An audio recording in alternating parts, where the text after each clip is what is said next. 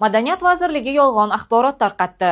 O'zbek kinoijodkorlari tomonidan suratga olingan film Cannes kinofestivalida ilk bor Grand Prix mukofotiga sazovor bo'ldi. Gap shundaki, avvalroq Fransiyaning Cannes shahrida o'tkazilgan 17-xalqaro imkoniyati cheklangan insonlar, autizm va nogironligi bor odamlar haqidagi filmlar uchun tashkil etilgan maxsus Antux do Cannes kinofestivalida O'zbekiston yoshlari Grand Prixni qo'lga kiritgandi. Lekin bu yutuqni Madaniyat vazirligi matbuot kotibi Sirojiddin O'sarov dunyoning eng yirik va nufuzli Cannes xalqaro kino festivali bilan adashtirib, mazkur yangilikni noto'g'ri talqin qilgan va festivalning nomini to'liq aytmagan. Buning ortidan esa ijtimoiy tarmoqlarda va hatto davlat telekanallarida Qadam Quyosh bolasi Yusuf kinosi asosiy va nomdor bo'lgan Cannes festivalida g'olib bo'lgan haqida yolg'on xabarlar tarqaldi. Rasmiy ommaviy axborot vositalari ham bu tarixiy natija ekanligini, o'zbekistonlik ijodkorlar haligacha bu mukofotda g'olib bo'lmaganini urg'ulagan. Aslida esa bunday emas. 2019-yilda rejissyor Shokir Xoliqovning Choy filmi ham Cannes kinofestivali kunlarida o'tkazilgan. Aynan ushbu festivalda Grand Prix mukofotini qo'lga kiritgan. Qiziq tomoni shundaki, Shokir Xoliqovning o'sha haqiqatdan ham birinchi tarixiy g'alabasi bu darajada PR qilinmagan. Grand Prixni qo'lga kiritgan Shokir Xoliqovga O'zbek kino o'shanda servis to'plamini sovg'a qilgandi.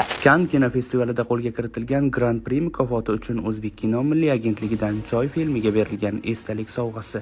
O'zbek kinoga o'z minnatdorchiligimni bildiraman. Katta rahmat. Hattoki o'sha vaqtda ijodkorning o'zi delegatsiya tarkibiga ham kiritilmagan. U mukofot haqida Toshkentda turib xabar topgan. Bundan kelib chiqib aytish mumkinki, barcha tushunmovchiliklar Ozodbek Nazarbekov boshchiligidagi Madaniyat vazirligi tomonidan taqdim etilgan noto'g'ri xabar ortidan kelib chiqqan. Bu haqida jurnalist Anora Sodiqova ham o'z fikrini bildirgan. Madaniyat vazirligining tarmoqlarida chalg'ituvchi axborotlar yangradi. Cannes festivali nihoyasiga yetmoqda.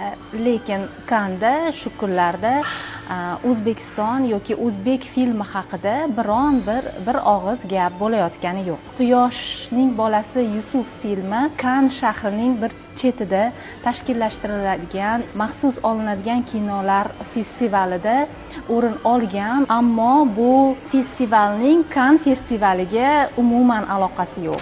2026-yilga asosiy va dunyoning eng nufuzli Cannes kinofestivali 79-marotaba o'tkazilmoqda.